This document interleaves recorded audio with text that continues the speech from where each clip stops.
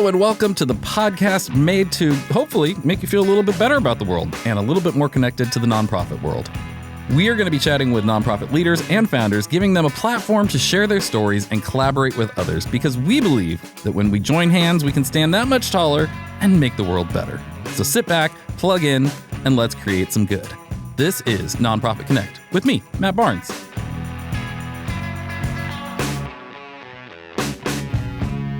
Welcome, welcome. It's another episode of Nonprofit Connect with Matt Barnes. And Tiffany Pope. Yeah, but your name's not in the title. My name's in the title. Oh my gosh, whatever. It's Nonprofit Connect with Matt Barnes.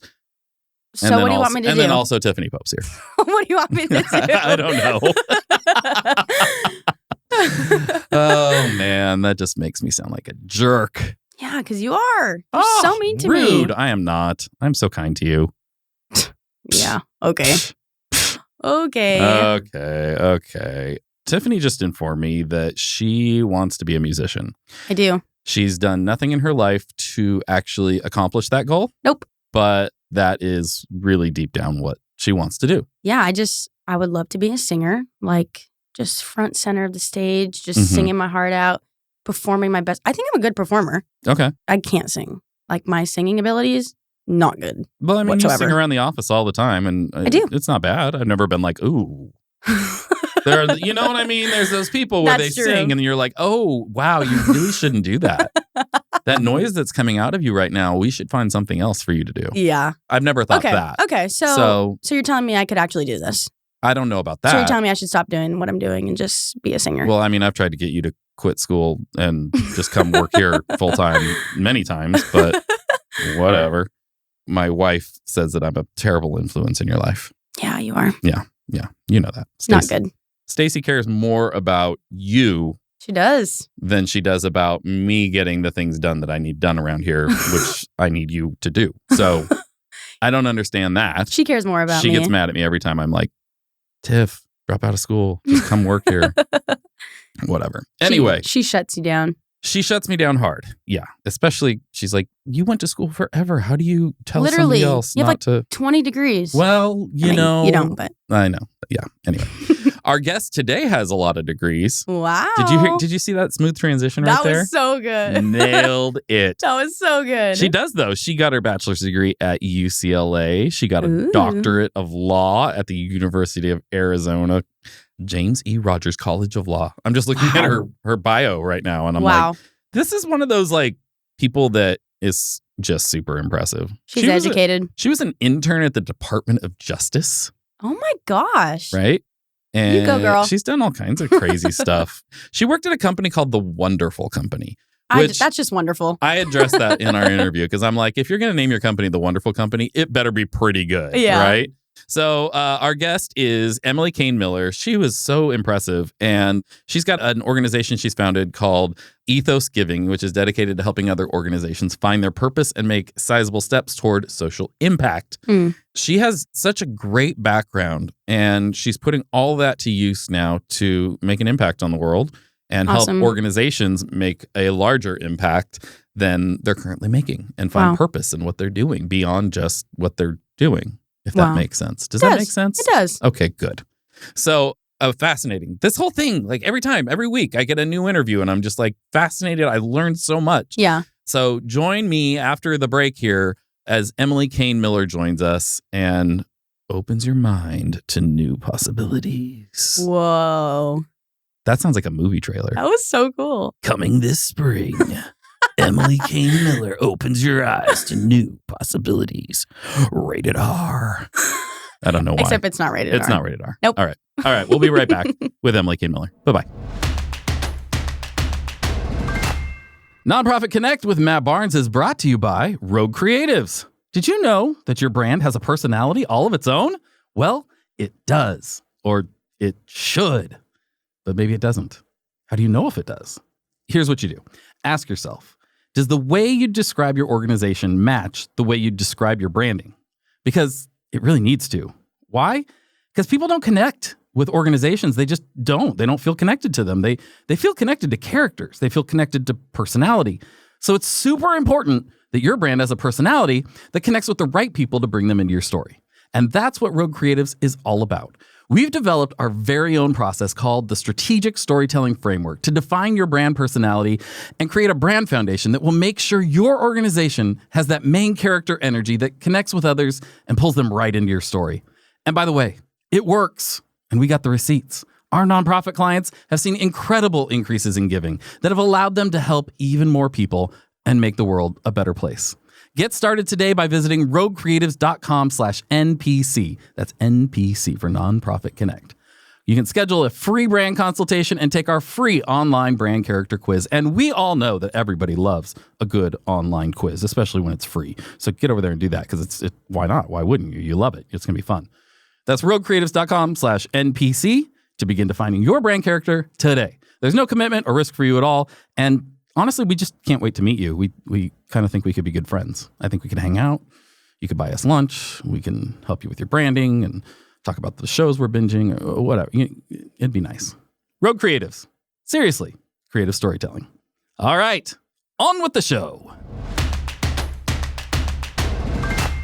Well, Emily Kane Miller, welcome to the podcast. Thank you for having me, Matt. I'm excited to be here. Oh, man, thanks for being here. This is great. You've got such an impressive resume, which we can get into in a minute. I don't know if you've listened to the podcast, but we start off with random questions. We've got like a list of, I think we're up to like 90 questions now. And then we have a randomizer that picks 3. So are you ready? All right. Okay. I'm ready. Let's dive in. Are you a dog person or a cat person and why? Dog person. Yes. Allergic to cats? Yeah. Yeah, me too. Allergic to cats. What is your comfort show for TV? What's a comfort show you can go back to anytime? This is such a nerd answer, Matt. And we cut the cord. So we actually don't have TV today. My answer is going to be like circa 2006. And I will say West Wing is my comfort show. Oh, that's not a nerd answer. That's just quality TV right there. The first 4 seasons of The West Wing, that's some of the best TV ever made. Except for Mandy in season 1. You can just ignore her. She was not great. Yeah. So there are moments where I like pick an episode because I just want to like cuddle up and pretend that is the world for the day. Of course. Yes, I could talk about that all day. There's a great, I don't know if you've heard the West Wing Weekly podcast where they went through and rewatched all the episodes and everything. It's a great podcast. You should check it out. Oh my gosh. Okay, I have to check it out. I'm not. That's amazing. Joshua Molina and a friend of his host it. And then finally, if you could only ever fundraise for one cause, what would it be? Ooh, that is a hard one, as we'll get into. I'm so heartened by so many causes, but I would probably say education. Okay. Because at the end of the day, I think it begins and ends with education and people having the resources that they need to really grow their minds and embark into society as whole citizens. And so I think so many of the other things that I care tremendously about, if we could right size education, would not need the resources that they need today. Yes. As said on The West Wing, education is the silver bullet. Way to bring it back. There you go. See, just bring it right back around. All right. Awesome. So you've got a pretty impressive background. You got your bachelor's degree at UCLA, and then you are actually a doctor of law, which means you can fix the law, right? Right. Right. Yeah. Exactly. Which is always impressive. Tell us your origin story. Where'd you come from and how'd you get to what you're doing now? So I grew up in California, surrounded by all sorts of family and people and programming that were focused on making the world a better place. I grew up kind of in that mindset and went to college and ultimately law school to do my part in that work. And at the time when I was studying, I thought that that would be through government service or the nonprofit sector. Fast forward, I was finishing law school. The Great Recession happened. All of the public interest jobs that I was tracking for literally evaporated in like 5 days because the economy had tanked and the public interest sector was hurting tremendously and they weren't bringing on new staffers. And so had to do a pivot. I was pivoting before pivoting was a thing and ended up on a very lucky track that brought me into corporate social responsibility and philanthropy at a time when we really needed generosity to do more than it had ever done before, and was able to do that in-house at a place called The Wonderful Company. Started there as a baby lawyer and ended up having this really amazing job where I was running a number of pieces of the impact portfolio that included philanthropy, but also included political engagement, research and development, supply chain management. Like, what are all the ways that a business could do good, and really drank the Kool-Aid that businesses, families can make a difference. and ended up starting a firm that does exactly that. So it was a circuitous sort of accidental route, but I couldn't imagine being anywhere else. Yeah. Okay. I have to ask before we keep going. The Wonderful Company. I mean, that's an ambitious name for a company. Like we were talking the other day about if you have to tell people you're awesome, are you really awesome? Is it as wonderful as it says it is, or is it just trying to be? No, I would say the name befits the work. So all of the products are healthy food products and some water, some wine, but still like on the spectrum of healthy, good for you. And ultimately, the question that was positioned was, how can we be additive? How can we do paradigm changing work in the communities that our employees and our resources call home? Because if we don't do it, so far, no one has. And so really got to dig in on questions related to education, healthcare, community beautification in super dynamic ways that usually see companies doing, where we were really putting our shoulders to the wheel of the work as a business, as leaders, as philanthropists. So yeah, I think the name suits. Yeah, that's great. Okay, so now though, you are running Ethos Giving. And what does Ethos Giving do? What are you all about? So talk about a name that you have to stand up for, right? Ethos Giving is our consulting firm. We do social impact services. We work with families and businesses. And as we say, we help people think about social impact in a philanthropy plus model. So similar to what I was doing at Wonderful, it's not just the cash that you can deploy to nonprofits. That's important. But if you're really looking to change the game, there are other tools in your toolkit that are probably just as important, if not more important, from a leadership perspective, a business perspective. So how do you align everything that you have in your toolkit to be a super do-gooder and bring your ethos to the table? And we say anyone can cut a check. To give well, it takes ethos. You really have to be spending time thinking about, who am I in the world? What are my opportunities? How can I be more responsible? How can I be more additive? And not just do it once, but do it day in, day out, quarter in, quarter out. And that really takes a game plan. And having done this for almost 20 years now, which is crazy to say because I'm still so young, we've got, I think, a very strong perspective on how to get that done, how to create the scaffolding so that organizations can really run this work with or without a consultant, which is really important for some organizations. They need this to be super lean. So how do we help them just get layups all day long?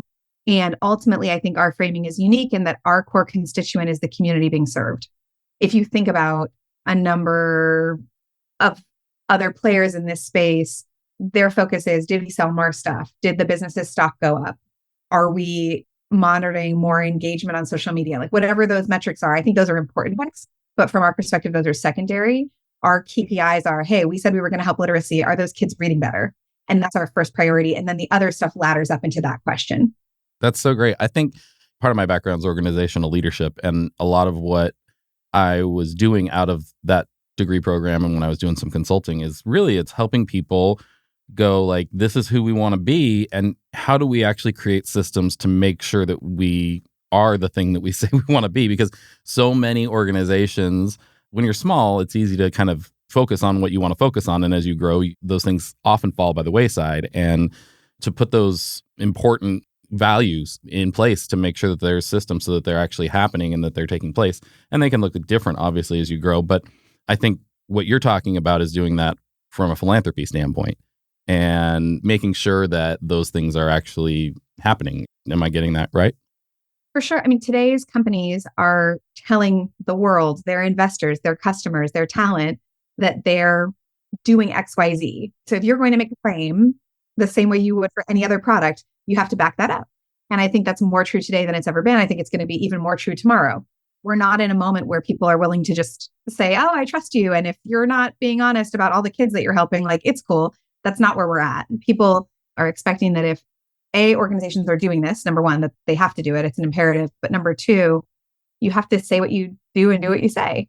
And so ultimately, I think companies have been generous for a long time. It's not a new idea, but the concept that it is effective and leader-led and has articulable value is newer. And it's okay that it's hard. It's not something that businesses have been doing in a full-throated way for decades.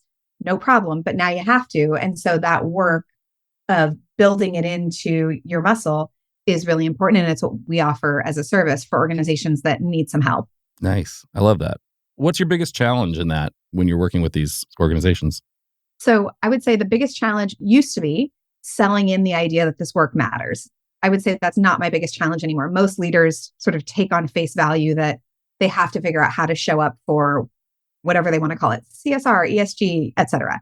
So rarely am I advocating for the concept anymore, but that was true probably 5 years ago. I would say the biggest issue now is that organizations have layered this work in sort of historically in a manner that doesn't make sense. And sometimes we have to unwind things that really matter to a specific person or a specific department because it isn't on point or it's not sustainable or it no longer kind of has like resonance with today's world or customers. So really getting in there in a way that's collaborative, helping people understand that we're here to help grow, not shrink the work. And it may look different than it looked last year, but it's ultimately going to service everyone's goal of creating impact better. And sort of that change management piece is probably the toughest piece. And that's more of like a human psychology matter than anything else. But generally speaking, people are fairly quick to get on board once we kind of explain the method and the thesis. What do you think changed in the last 5 years? You said that 5 years ago, you had to explain a lot of that stuff and now people get it. I mean, obviously we went through the pandemic. We've had a lot of crazy world events happening in the last 5 years. But what was it that has made it easier for you to, I guess, sell the concept or not have to sell the concept anymore? Yeah. So certainly world events, COVID for sure, I think just surged generosity, people figuring out how to be of service. I think that really was kind of an opening of people's hearts during COVID. That may or may not still be true depending on the organization and the person. But I think 2020 was a time where people said like, oh, I need help or how can I help? And I think that has changed organizations often for the better. Certainly all the world events that we could spend the rest of the podcast talking about kind of by specific issue, but there isn't an issue that hasn't been kind of brought into the zeitgeist in big ways where it's coming into work and coming into how people are thinking about how to flex their organizational muscles or think about giving or think about generosity personally or professionally. I probably would say that the biggest difference and one of the reasons that this could even happen in the first place is the generational shift in the workforce. We know millennials are stepping into leadership roles at greater and greater clips because of how old we all are, care about this in a different way and prioritize it in their leadership in a different way, and also feel proud of this work, right? Like most people want to go to their job and feel like they were successful in the things that they identify as powerful. And this generation, millennial leaders, and I not focus on Gen Z, but it's really the people in their 30s that are leading this versus managing it at a deeper level within the team. One of the things that when they go to bed at night and think about, did I do a good job at my job today, is going to be about impact and purpose in a way that just wasn't true. Not a negative or a positive thing, just a reality. Certainly not true for the generation ahead of that. So I do think as more and more members of this generation join C-suite, start companies, are the leaders, are sitting on the boards, it created a real opening. And speaking to somebody who's, you're preaching to a preacher is very different than trying to convince somebody that you're right. Do you see a challenge or do you see, I guess, millennials leading up at companies where they're in positions of maybe influence, but not necessarily the owners or the people running the company or that type of thing, where because it's a value to them, they're leading up and helping drive the company in that direction? Or is it more where they're able to get in those positions to make decisions? I would say it's both. Oftentimes, the millennials who are in the positions that we're partnering with that are bringing Ethos in, they've specifically been hired because the business has said, hey, we've got to do better at this. Sometimes it's because they care, or sometimes it's because there's a competitor or multiple competitors that are out indexing them on purpose. And so they're bringing in these leaders. And it's not exclusively from the millennial generation, but I would say often this is sort of the model of the leader who's being brought in. And so this person has been deputized to do this work. It's not like a thing that's happening on the side of their desk. So I would say there's some managing up, but there's also, at least in a number of pieces that I can think of, places that I can think of, this is actually like their raison d'etre within the organization. And so it's managing up, but it's also sort of meeting KPIs. Yeah. Let's shift a little bit. This podcast is really targeted towards people in the nonprofit space. And so as you're working with these companies and all that, what have you learned or seen that would be really helpful for the nonprofits out there to know and understand? Great question. And super happy to dig in on any of these. I have 3 that I came to sort of to this podcast thinking about. The first, and this feels obvious, and I know everybody listening is under-resourced, understaffed, doesn't have enough time. But as somebody who's on the receiving end of these solicitations and has been for almost 2 decades, time and time again, I see that something doesn't even get past the social impact team's desk because it's not specific or directed. So you are going to send solicitations. I know bulk email or bulk mail is streamlined and definitely faster.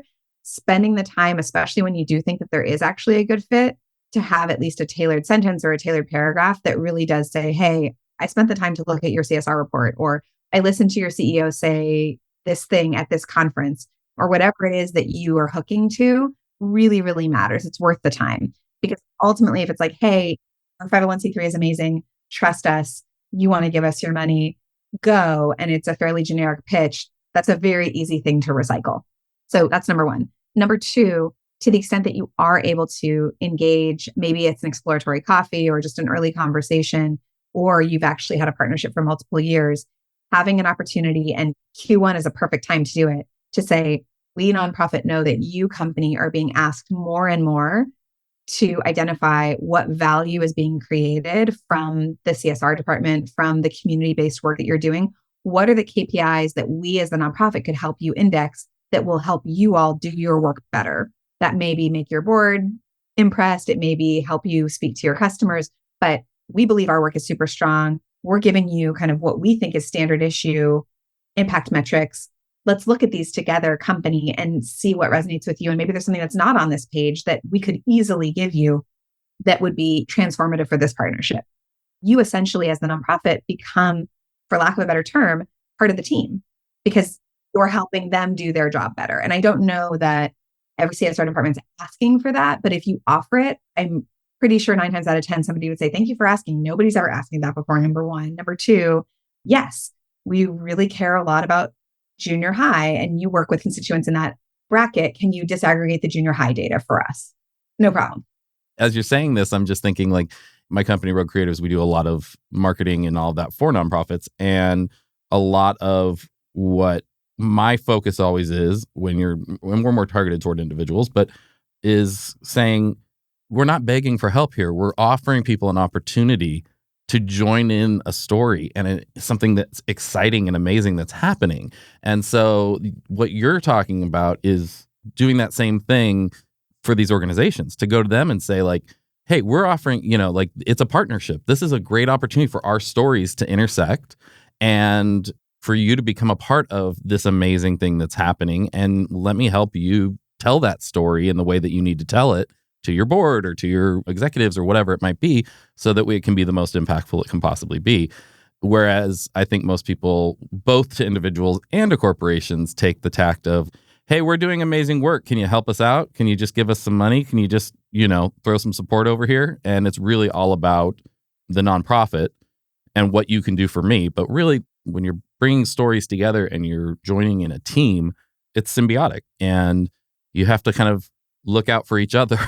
And if you go in, it's very much about me, it's easy for people to go, yeah, okay, and not care that much either. 100%. And I think just picking up off of that, so point number one was don't be generic. Point number two, ask questions, be responsive. And then a third point is, to the extent that you can't do this with every corporate partner, but there are some corporate partners that you really want to stay close to, build roots. So if the only thing that you are engaging with that partner on is a cash grant, great. And maybe it's solid and you get that grant every year, hopefully. Generally speaking, those are the partnerships that you want to foster to say, hey, I've taken a step back and I realize that corporate engagement is so much more than cutting checks. We are so grateful for that money and we don't want to change the money. Are there opportunities for board participation? Are there opportunities, depending on what you do and what the business does, for research and development, collaboration, product market testing? This is generalized because I don't know exactly who the nonprofit is and who the company is, but let's say it's a sustainability nonprofit that's focused on ocean trash reduction, and somehow that's connected to what the company's doing. Hey, can we all get in a think tank room together and figure out hey, we're component A, you're component B. How can we support each other in our goals of ending microplastics or, whatever it is.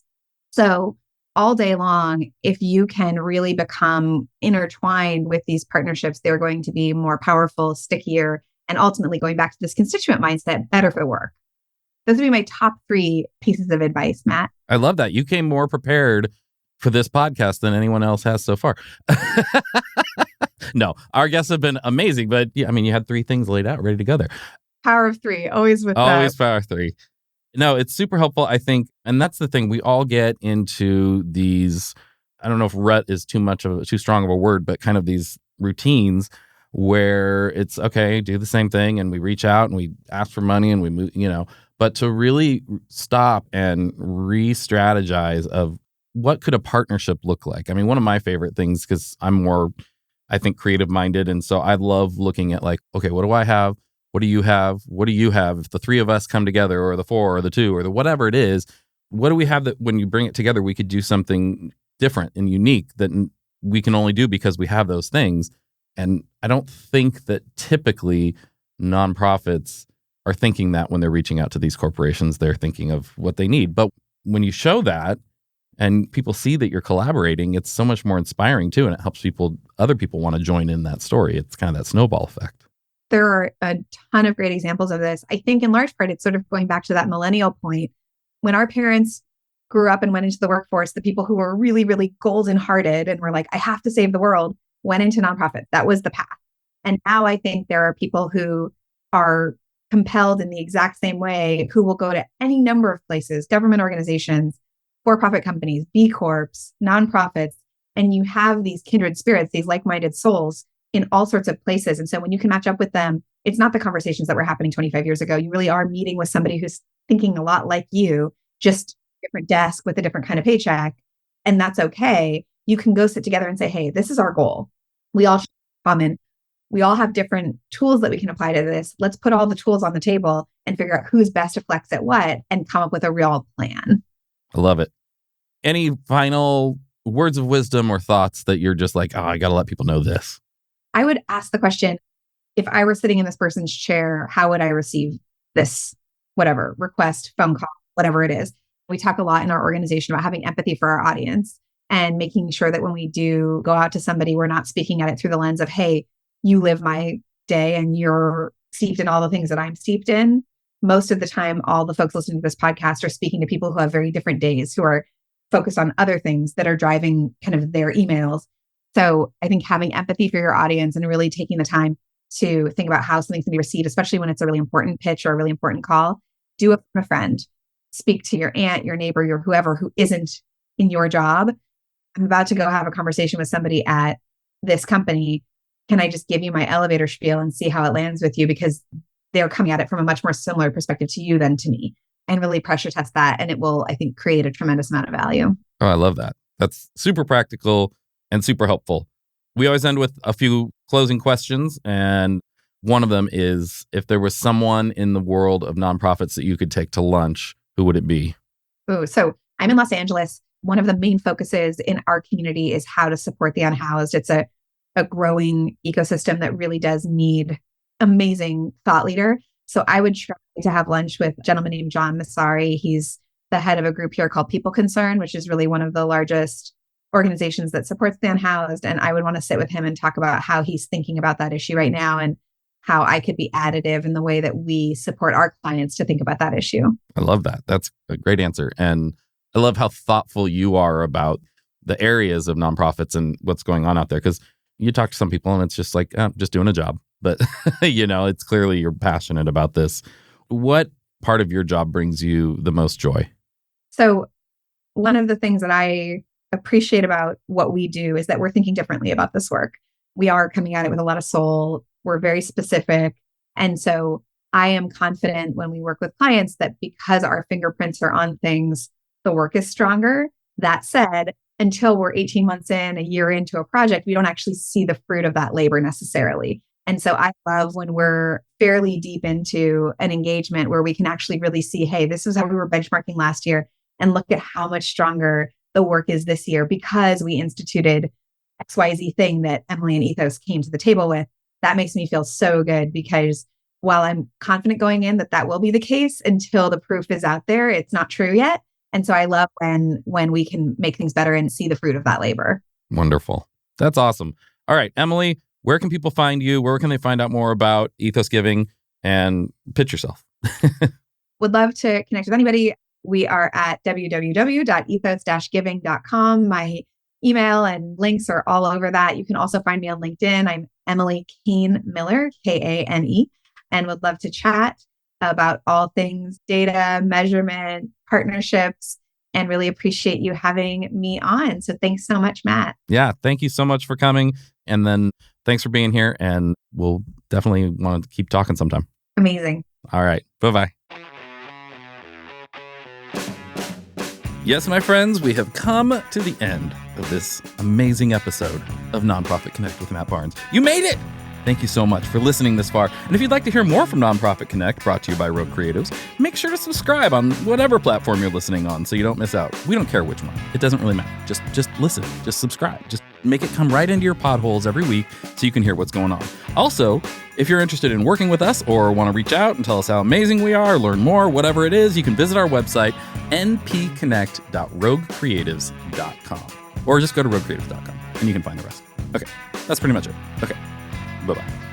Nonprofit Connect with Matt Barnes is hosted and executive produced by me, Matt Barnes, with an assist by my chaos coordinator, Tiffany Pope. Production is by our amazing friends over at Fame, the B2B podcast agency, along with Belinda Carter-Thompson and the team here at Rogue Creatives.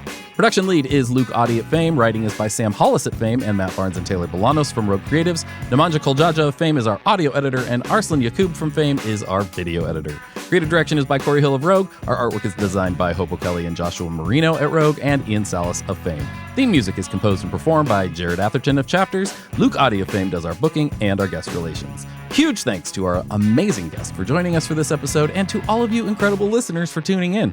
If you enjoyed the show, and I don't know why you wouldn't have, don't forget to help us spread some good by giving us a good review. Preferably, 5 stars with lots of words saying how amazing we are on whatever platform you're listening on. Apple Podcasts, Spotify, whatever it is. Also, tell your friends and subscribe so we can come straight into your podholes each and every time we have a new episode. For more information about Nonprofit Connect or to join us at a live event here in Orange County, California, visit our website, npconnect.roguecreatives.com. We'll catch you next time.